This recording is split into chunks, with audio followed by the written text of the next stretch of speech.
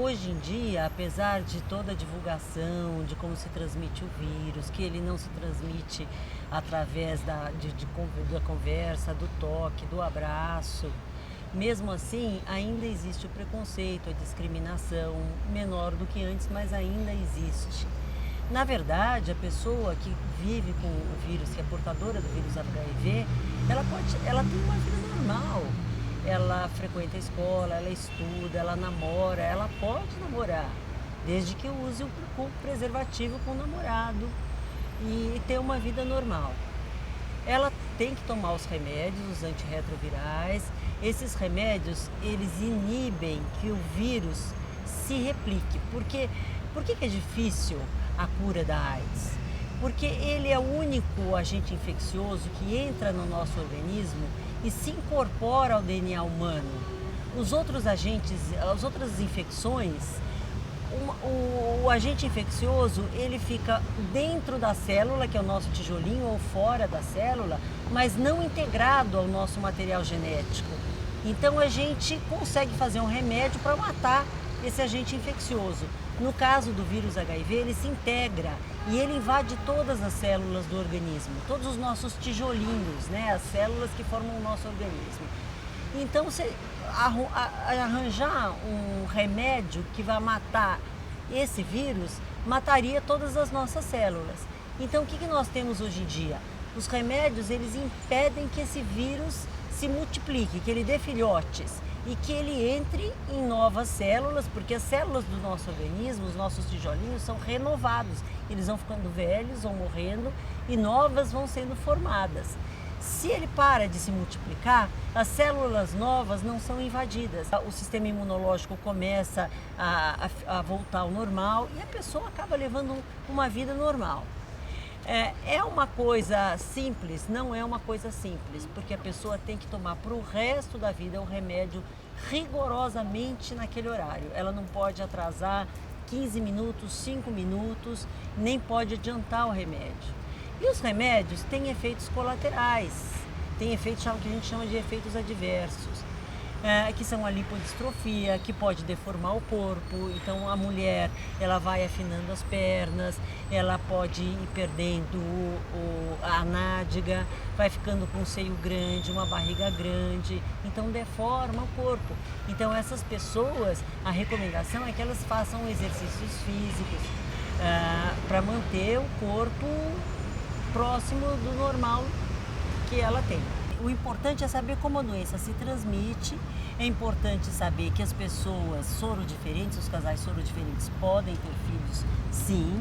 Na verdade, o Pedro, ele rejeita a Rita inicialmente por desinformação, né? Depois ele vai conversar com o senhor do quiosque, que fala que tem uma filha também, que também é um casal sorodiferente, que vão ter um bebê.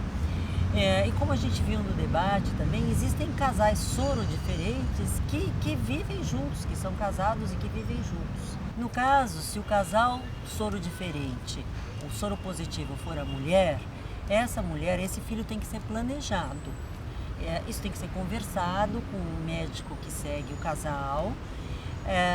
Essa menina toma o remédio até o sistema imunológico dela normalizar ou chegar num patamar adequado, a quantidade de vírus no sangue dela não ser mais detectável pelos exames e vai haver uma inseminação artificial.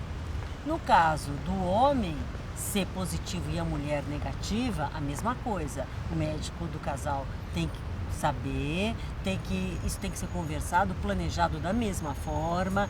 Desse homem tem que ter o sistema imunológico num patamar razoável, também a carga viral, a quantidade de vírus no sangue estar indetectável por pelo menos 1 ano, e a lavagem de esperma, que é uma tecnologia, e desta forma o risco desse bebê nascer positivo é zero, é praticamente zero. Então hoje em dia nós temos tecnologia para que essas pessoas e esses casais sorodiferentes tenham uma vida normal, praticamente normal, só que monitorada, não é? Isso tem que ser muito conversado, isso tem que ser bem seguido. Apesar de toda a tecnologia e dos casais sorodiferentes poderem ter filhos, a vida não é tão fácil assim. Não é por causa disso que assim, se eu pegar HIV, então é tudo tranquilo, tudo normal. A vida de um casal sorodiferente é difícil sim. É que se as pessoas realmente se gostam, se aquele relacionamento realmente vale a pena, as dificuldades elas são contornadas.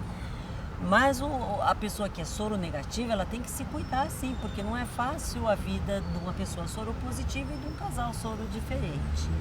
A transmissibilidade da menina para o menino e do menino para a menina é a mesma, apesar de muita gente, de ficar na cabeça de muita gente hoje em dia, que o homem transmite mais para a mulher do que a mulher para o homem. Eu não sei de onde saiu essa história, e existem muitos livros que reforçam isso, mas sem base nenhuma científica. Sem base por quê? Porque para a gente fazer uma afirmação dessas, a gente tem que fazer um trabalho científico com estudo estatístico. E é antiético a gente fazer esse trabalho, porque a gente não vai pegar casal soro diferente e vai falar transa sem camisinha para ver quem passa mais para quem. Mas no ano 2000 foi publicado um trabalho realizado na África, num país muito pobre, que não tinha disponibilidade de preservativo, e foram estudados quase 500 casais sorodiferentes. Um estudo estatístico e tudo, e foi demonstrado que a transmissão do vírus do homem para a mulher ocorre na mesma proporção da transmissão da mulher para o homem. Então os meninos, eles não podem ficar assim tranquilos, eu vou sair, não vou usar camisinha e tá tudo bem. As meninas é que tem que se preocupar. Não, os dois têm que se preocupar igualmente sim. E usar desde o início da relação, não só no final da relação, desde o início, desde as primeiras carícias.